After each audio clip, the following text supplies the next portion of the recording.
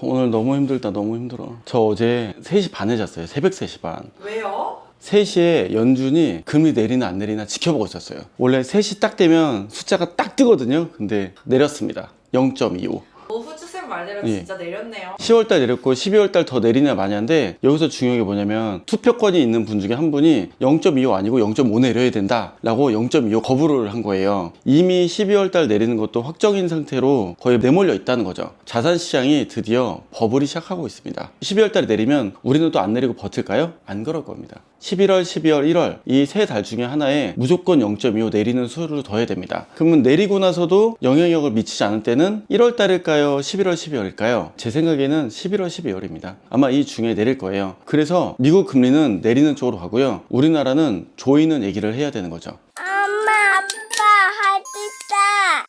이 뉴스를 한 줄로 말을 해보겠습니다. 부동산 감독 추진단이 나왔죠. 도대체 이거 뭐냐? 연준이 금리 인하함으로써 우리는 미국이 금리가 내린 거를 지켜보고 있어요. 실제로 제가 체크를 해봤더니 미국 금리 내린 거에는 움직이지 않습니다. 우리나라 금리 움직이면 그 달에 바로 움직입니다. 그래서 미국이 금리 내렸다는 것은 이제 경기를 살려고 돈을 다시 풀겠다인데, 간단히 미국이 금리를 낮추면 은행에 돈을 넣어도 이자가 줄죠? 그럼 이 돈 놔두기 아까우니까 다른 걸 투자해야겠다 갑니다. 그럼 우리는 주식, 부동산, 코인 이렇게 돈이 자라나는 곳으로 찾아 움직이게 됩니다. 예를 들어 5억 원을 빌려서 30년을 갚는다고 칠게요. 금리가 1%만 내려가도 한 달에 갚는 돈이 약 12%에서 15% 정도 줄어듭니다. 즉 동일한 월급인데 더 비싼 집을 살 수도 있고요. 비싼 집을 안 사는 남은 이자를 낼 돈이 줄어드니까 그 돈으로 뭔가 치킨이라도 3-4마리 더 사 먹을 수 있죠. 이거를 구매력 회복이라고 합니다. 엄마, 아빠, 할 수 있다.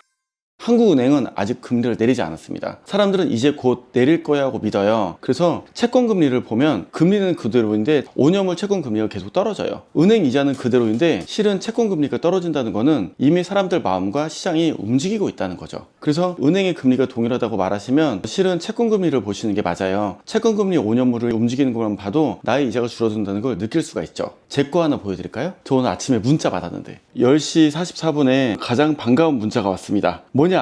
여친 문자 아니고요. 금리가 5.34에서 5.04로 내려왔어요. 금리를 내리지 않았는데 왜 적용금리는 내려갔을까요? 이게 현실이에요. 여러분들 입장에서는 실제로는 금리가 떨어지지 않았어요 라고 얘기하지만 이미 시장은 금리가 떨어진 걸 반영을 하고 있다는 거죠. 물론 저것은 저의 법인 이자라서 좀 아직 비싼 편이고요. 저 아파트 매도할 겁니다. 그래서 돈은 안전한 곳보다 더 벌 수 있는 곳으로 이동을 해요. 황금우추의 핵심 공식 1번, 대출이 있는 곳에 수익이 있다. 2번, 대출이 되는 쪽으로 돈을 움직인다. 이 두 가지가 저의 핵심 공식입니다. 금리가 내려가면 은행에 넣은 돈이 이자를 거의 안 주잖아요. 그럼 사람들은 그 돈을 더 벌 수 있는 곳으로 옮깁니다. 그게 주식, 부동산, 코인 같은 곳이죠. 이걸 우리는 돈이 회전한다. 돈의 승수가 높아지게 실무 경기에 돌고 투자 상품으로 고이게 돼 있죠. 그 중에서 규제가 적은 지방, 메인 입지로 지금 흘러갈 분위기입니다. 이유는 서울이 수도권이 투자가 안 되기 때문입니다. 토지거래 허가제 때문에 할 수 있는 게 결국은 수도권 남은 곳 아니면 지방 대도시 두 개밖에 없고요. 이 돈이 먼저 흘러 들어갑니다. 이것을 우리는 스마트머니라고 해요. 막힌 곳보다 열린 곳이 더 빠르게 움직이는 거죠. 엄마,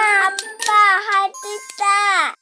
저는 금리 인하 구간인 2018년부터 2022년까지 꾸준하게 투자를 해왔습니다. 금리 인하 후 보통 3개월, 6개월 안에 거래가 살아납니다. 근데 3개월, 6개월 아니에요. 왜 그러는지 아세요? 원래 그 달에 바로 사는데 거기에 대한 결과를 한 달 후에 우리가 느낄 뿐이라서, 그리고 실물적으로 일반 사람들이 더 느낄 때는 3개월쯤 넘어야 느끼기 때문인 거지, 이미 빠른 사람들은 벌써 움직입니다. 제가 여기에 맞춰서 요번에 저희가 돈빌공 시작했는데 요번 돈빌공에 만든 지표를 하나 올려드릴게요. 장표 하나 제가 가져오겠습니다. 금리가 내리면 그 달에 바로 매수가 일어납니다. 그 달이 최저가라는 느낌인 거죠. 근데 일반 분들은 애석하게도 한 2-3개월 이후에 점점 거래된 물건이 오르는 거 보고 이제 좀 괜찮은 것 같은데, 거래량도 좀 있는 것 같고 대출도 조금 낼 것 같다고 막 엑셀 계산을 해요. 그리고 집을 사려고 했더니 집값이 더 빨리 오르기 시작을 해요. 왜냐면 이제 점점 알기 시작을 했어요. 여러분들도 이 영상을 보는 순간 빨리 달려가야 됩니다. 이제 금리가 내려간다. 어쩔 수 없이 우리나라도 이 간극을 0.5, 0.75까지 더 벌릴 수 없어요. 따라갈 수밖에 없습니다. 그래서 반응이 더 빨라질 겁니다. 지금은 거래량이 먼저 살아나고 가격이 슬슬 오르는 단계예요. 아마 이 결과는 내년 3월쯤 보시게 될 겁니다. 엄마, 아빠, 할 수 있다.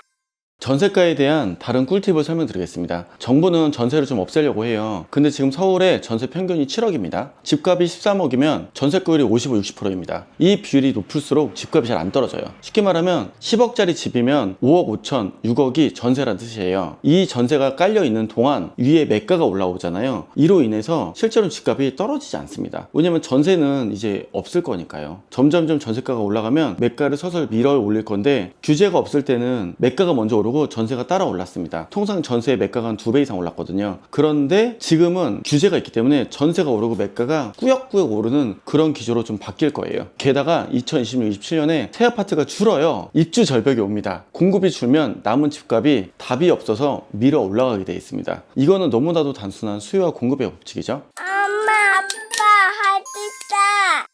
오늘의 내용을 한번 정리해 볼게요. 금리가 내려가서 돈이 풀릴 건데 연준이 오늘 내린 걸 보니까 결국 우리나라도 한계에 몰려서 11월, 12월 정도로 금리를 내릴 것 같다. 그리고 돈이 풀리면서 대출이 줄어들기 때문에 토지거래 허가제는 안 살지 몰라도 수도권 외곽지이거나 지방 대도시는 살 가능성이 굉장히 높다. 세 번째로는 결국은 그래도 서울이 떨어지냐고 물어본다면 이미 전세도 없고 전세가가 아직 높기 때문에 전세로 인해 신축 이외의 구축들이 가격이 조금씩 들어 올려질 가능성이 되게 높을 것 같다. 저의 신조인 대출이 있는 곳에 수익이 있다. 그리고 대출이 있는 곳으로 돈이 옮겨간다. 돈은 이자가 낮아지면 더 벌 수 있는 곳으로 움직입니다. 제가 말한 이 두 가지에 대한 내용을 지금 미국이 물꼬를 텄어요. 시작입니다, 이제. 제가 이 이야기를 2022년, 23년부터 했다면 믿으시겠어요? 그때부터 저는 금리 인하에 대한 준비를 2년 동안 해왔고요. 거기에 대한 내용이 이제 발현되려고 하고 있습니다. 여러분도 늦으신 것 같잖아요. 아니에요. 옆에 물어보면 다 모르잖아요. 그래서 지금 시작할 때입니다. 그래서 한국은 금리를 안 내렸지만 심리가 먼저 움직이고 있습니다. 우리나라 개미들이 미국장에서 얼마나 외화벌이를 잘하고 있는 줄 아세요? 우리나라의 체질이 바뀌었어요. 우리나라도 부동산과 금융이 같이 움직이는 나라가 되었습니다. 그래서 제가 단호하게 말씀드립니다. 서울의 파도가 끝나고 다음 지방과 수도권 외곽의 파도가 시작하고 있습니다. 이제라도 비규제 지방 메인 입지 빨리 매수하시고 세금이 비과세되는 구간부터 매도하면서 어떻게 할지를 그때 후에 결정하십시오. 다음 상승의 파도가